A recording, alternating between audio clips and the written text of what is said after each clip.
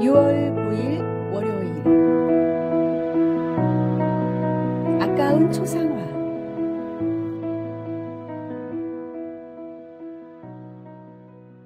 어떤 부자가 유명한 화가를 찾아가 초상화를 주문했습니다. 며칠 뒤 그림이 완성되어 화가가 부자를 찾아갔는데 부자가 마침 그림을 보니 잘 그리긴 했으나 약속한 1,000만 원을 주기에는 조금 아까워 이렇게 말했습니다. 이게 어딜 봐서 나란 말이요? 전혀 닮지도 않았습니다. 이 그림을 살 순 없어요.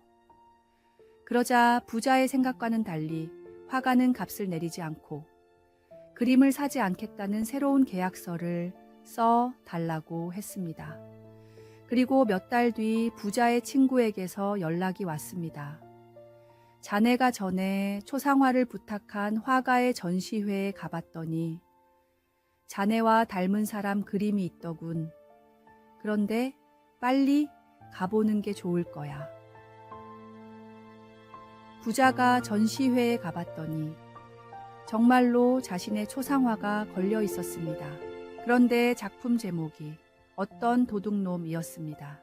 부자는 황급히 그림을 사겠다고 했는데 무려 값이 1억 원이어서 결국 처음 지불하려던 값에 10배를 주고야 그 그림을 갖게 되었습니다. 하나님께 수없이 서원하고 수없이 응답을 받아놓고도 아무렇지도 않게 감사가 없는 뻔뻔한 삶을 살고 있지는 않습니까? 하나님께서 이루어 주신 은혜를 생각해 보며 그냥 지나친 서원이 없는지 확인해 보십시오. 반드시 주님께서 좋은 것으로 채워주십니다. 오늘의 말씀. 내가 하나님께 서원하였거든 갚기를 더디게 하지 말라. 하나님은 우매한 자들을 기뻐하지 아니하시나니 서원한 것을 갚으라. 오늘의 만나. 하나님께 드렸던 약속들을 되돌아보며 지키지 못한 서원이 있다면 이제라도 감사한 마음으로 이행해 보세요. 우리의 신실함은 하나님의 더 큰 축복을 경험하는 통로가 됩니다.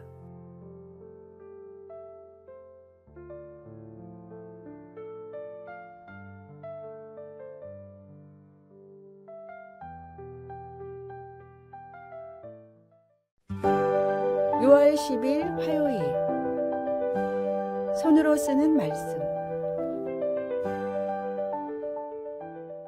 최근 들어 교회에 진짜 성경책을 들고 오는 사람들은 점점 줄고 있습니다. 대신 스마트폰의 어플을 이용하고 많은 대학생들이 이젠 필기도 공책이나 주보가 아닌 태블릿이나 노트북으로 합니다. 그런데 학자들의 연구는 이와 정반대입니다. 증강현실을 이용한 최신식 전자책보다 종이책을 볼 때 아이들의 집중력이나 학습 성취도가 거의 2배 이상 높았고 키보드와 타블릿을 사용해 글을 쓰고 공부한 아이들보다 직접 손으로 써가며 한 아이들이 훨씬 월등한 학습 능력을 보여주었습니다. ADHD 같은 학습 장애도 발생 확률이 50% 정도로 적었으며 기억력은 80%, 성적은 30%가 더 높았습니다. 종이를 실제로 보고 손으로 글을 쓰는 과정은 뇌를 훨씬 활성화시키고 자극하는 과정이기 때문에 얼핏 구시대적인 방식처럼 보이지만 사실은 가장 뇌를 발달시키는데 효율적인 방법이라는 사실이 스마트 시대가 다가올수록 밝혀지고 있습니다. 종이로 보고 손으로 쓰는 공부가 효과적이듯이 아직은 책으로 보고 손으로 쓰는 말씀이 묵상하는데 더 효과적입니다. 성경을 읽고 묵상하며 필기하는 과정은 단순히 정보를 얻는 것 이상의 의미가 있습니다. 그것은 하나님의 말씀을 더 깊이 새기는 거룩한 과정입니다. 오늘의 말씀. 내가 주의 법도들을 작은 소리로 읊조리며 주의 길들에 주의하며 주의 율례들을 즐거워하며 주의 말씀을 잊지 아니하리이다. 오늘의 만나. 오늘 하루 성경의 한 구절을 종이에 직접 손으로 써보고 그 말씀이 당신의 삶에 어떤 의미인지 짧게 적어보세요. 이 작은 실천이 말씀을 더 깊이 기억하고 마음에 새기는 소중한 시간이 될 것입니다.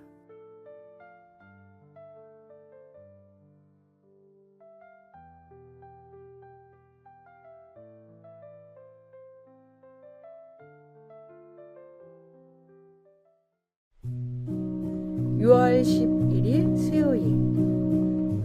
기꺼이 드리는 마음. 한 심리학자가 부탁에 대한 흥미로운 실험을 했습니다. 한 동네를 찾아가 먼저 다음과 같은 부탁을 했습니다. 6시간 동안 해야 하는 봉사활동이 있는데 혹시 그중 1시간만 참여해 주실 수 있나요? 응답자의 약 50%가 시간을 내주겠다고 대답했습니다. 그런데 다음으로 6시간짜리 봉사활동이 있는데 그중 시간이 되는 만큼 좀 참여해 주실 수 있나요? 라고 물었더니 20%의 사람들만이 돕겠다고 했습니다. 마지막으로 봉사활동을 1시간만 도와주실 수 있나요? 라고 무작정 1시간을 요청했습니다. 그러자 16%의 사람들만이 돕겠다고 말했습니다. 똑같은 봉사활동도 몇 시간짜리를 얼마나 돕느냐에 따라 응답률이 달라진 것입니다. 이와 마찬가지로 내가 가진 모든 것이 하나님께서 주신 것이라는 생각을 하게 되면 11조도 아깝지 않고 남을 돕는 구제의 헌금도 아깝지 않습니다. 그 믿음이 심중에 있어야만 진실로 겸손할 수 있고 감사할 수 있습니다. 시간이든 돈이든 내 것의 일부를 하나님께 드린다고 생각지 말고 하나님이 맡기신 것을 기꺼이 드린다고 생각하십시오. 이런 마음가짐이 있을 때 우리의 봉사와 헌신은 억지가 아닌 기쁨이 되고 하나님께서 더 큰 축복으로 채워주실 것입니다. 오늘의 말씀. 각각 그 마음에 정한 대로 할 것이요. 인색함으로나 억지로 하지 말지니 하나님은 즐겨내는 자를 사랑하시느니라. 오늘의 만나. 내가 가진 것들이 모두 하나님께서 주신 선물이라는 관점으로 바라보세요. 이 관점의 변화가 나의 헌신과 봉사의 태도를 완전히 새롭게 할 것입니다. 하나님께 기쁨으로 드리는 작은 실천을 시작해 보십시오.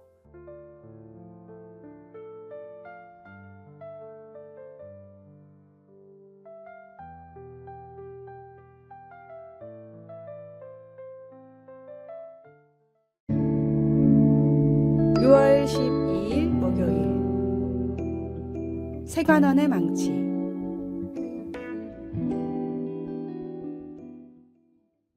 예전에 국내의 한 방송에서 세관원들의 삶을 보여주는 다큐멘터리를 한 적이 있습니다. 24시간 밀착해서 따라다니면서 세관원들이 어떤 일들을 하는지 낱낱이 보여줬는데 몰래 밀반입한 물건들을 찾기 위해 공항에서부터 시작해 때로는 전국을 돌아다니며 수사하는 모습이 아주 인상적이었습니다. 그렇게 압수한 물건들은 여러 상황에 따라 다르게 처리가 되는데 밀수를 하다 걸린 물건들은 대부분 파기를 시켰습니다. 마침 방송 중에 명품 시계를 밀수하던 상인이 잡혀 세관원이 망치로 비싼 시계를 다 깨버리고 있었는데 수백에서 수천만 원까지 하는 시계들이라 너무나 아까울 것 같고 또 몰래 챙기고픈 욕심이 생길 법도 했습니다. 그런데 아깝지 않냐는 PD의 말을 듣고 시계를 깨는 세관원이 이런 대답을 했습니다. 이게 아까워 보이면 세관원을 할 수 없습니다. 내 손에 있는 게 다이아몬드든 명품이든 아낌없이 깨버릴 수 있어야 이 일을 할 수 있습니다. 세상의 그 어떤 부귀영화라 하더라도 과감히 내칠 수 있어야 진정한 그리스도인입니다. 하나님 앞에 바른 가치관을 가진 사람이라면 세상의 것들이 아무리 화려하고 값지게 보여도 그것의 마음을 빼앗기지 않고 영원한 것을 향해 달려갈 수 있습니다. 오늘의 말씀. 그런즉 누구든지 세상과 벗이 되고자 하는 자는 스스로 하나님과 원수 되는 것이니라. 오늘의 만나. 나의 마음을 사로잡는 세상의 보물은 무엇인지 돌아보세요. 그것이 당신과 하나님 사이에 장애물이 되고 있지는 않은지 점검해 보십시오. 영원한 가치가 있는 것에 당신의 마음과 시간을 더 투자하는 결단을 내려보세요.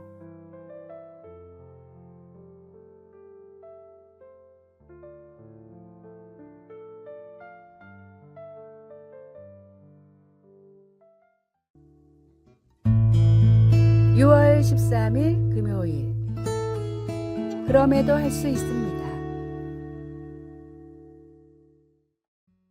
한국전쟁 때 태어나 엄마 젖도 제대로 못 먹고 자란 아이가 있었습니다. 워낙 어려웠던 때라 미군한테 구걸을 하며 줄인 배를 채웠고 청년이 돼서는 시장에 떨어진 시래기를 주워 먹으며 살다가 군대에 끌려갔습니다. 그런데 그렇게 힘든 군 생활 속에서 하나님을 만나고 신앙생활을 하게 되었습니다. 주님을 만나고 이 청년에게 놀라운 변화가 일어났는데 너무 힘들게 자라 모든 것을 부정적으로만 보던 시각이 주님이 함께 하시면 할 수 있다라는 시각으로 변하게 되었습니다. 제대를 한 뒤엔 배운 것도 없고 가진 것도 없었지만 무조건 할 수 있다는 생각을 가지고 제약회사의 영업직으로 들어갔습니다. 일을 배우고 사람을 만날 때마다 벽을 느꼈지만 그때도 주님과 함께하면 된다는 믿음으로 밀고 나갔습니다. 10년 동안 뛰어난 실적을 올렸던 청년은 어느새 수십 개의 나라에 수출을 하는 국제적인 제약회사의 대표가 되었습니다. 한국 유나이티드의 강덕영 대표님은 자신의 성공 비결을 사람들이 물을 때마다 항상 똑같이 대답합니다. 하나님을 의지하고 최선을 다한다면 그럼에도 불구하고 할 수 있습니다. 나는 할 수 없는 일도 하나님은 하실 수 있습니다. 능치 못할 일이 없는 하나님을 더욱 의지하고 더욱 신뢰하십시오. 오늘의 말씀. 내게 능력 주시는 자 안에서 내가 모든 것을 할 수 있느니라. 오늘의 만나. 오늘 당신 앞에 놓인 어려운 상황에 나는 할 수 없지만 주님과 함께라면 할 수 있다고 선포해 보세요. 부정적인 생각과 한계의 벽을 넘어설 때 하나님의 능력이 당신을 통해 놀랍게 역사하실 것입니다.